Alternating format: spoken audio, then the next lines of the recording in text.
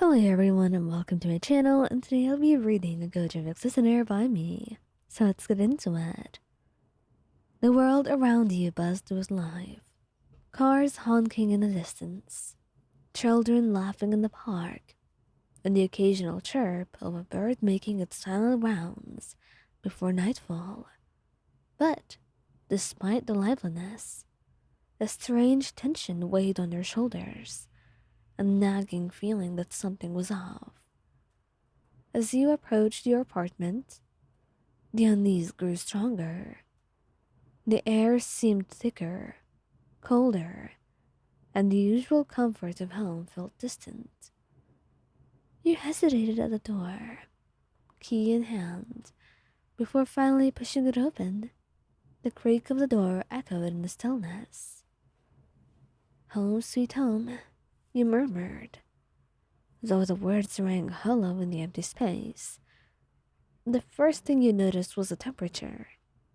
It was colder inside than it had been outside, the chill wrapping around you like an unwelcome embrace. Your breath misted in front of you, and you frowned, rubbing your arms to ward off the cold. The heater must have broken down, you thought, though you couldn't shake the feeling that it was something more. You moved through the apartment, and the familiar surroundings were tainted by an undercurrent of wrongness. A picture frame had fallen off the wall, a glass shattered on the floor. The curtains billowed slightly, though the windows were shut tight. Your heart raced as you turned around the corner, only to stop dead in your tracks. There, hovering in the center of the room, was certainly a curse. It was not large, about the size of a basketball, but its presence was overwhelming. The air around it seemed to warp. A dark, shadowy mass with tendrils that flickered in and out of existence.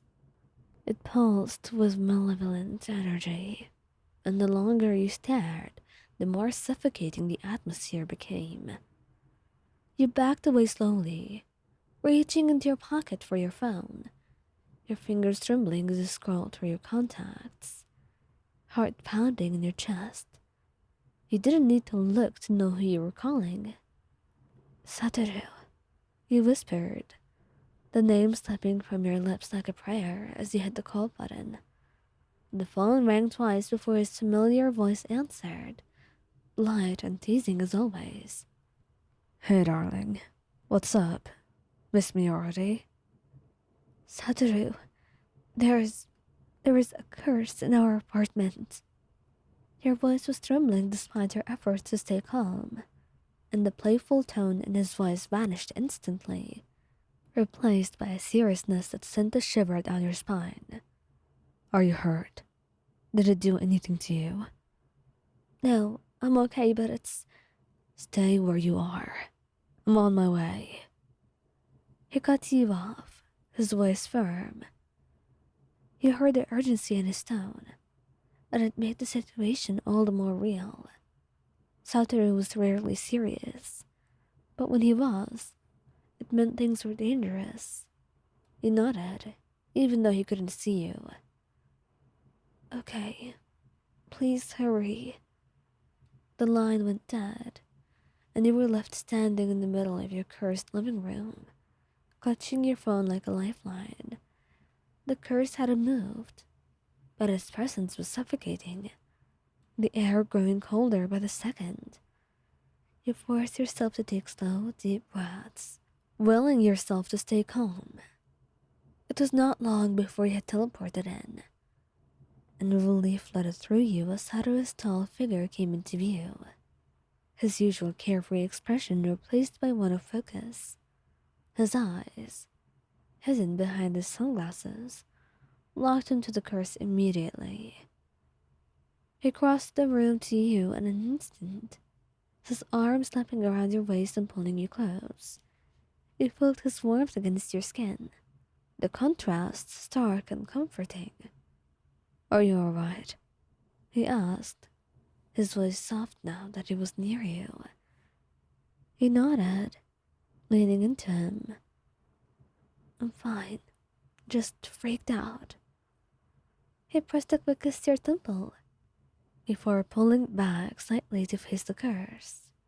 It's a low-grade one, nothing I can't handle. And you watched as Satoru extended his fingers. And then, in just one motion, the curse was gone, evaporated into nothingness.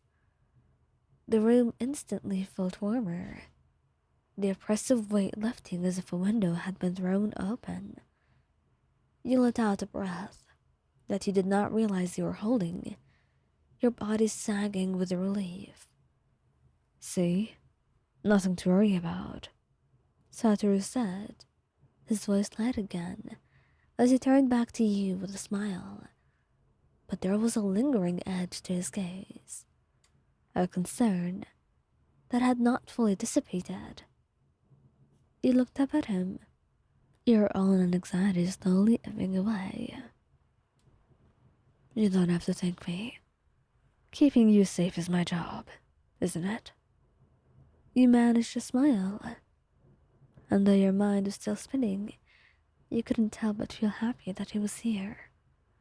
Happy that he was still being himself, confident and teasing.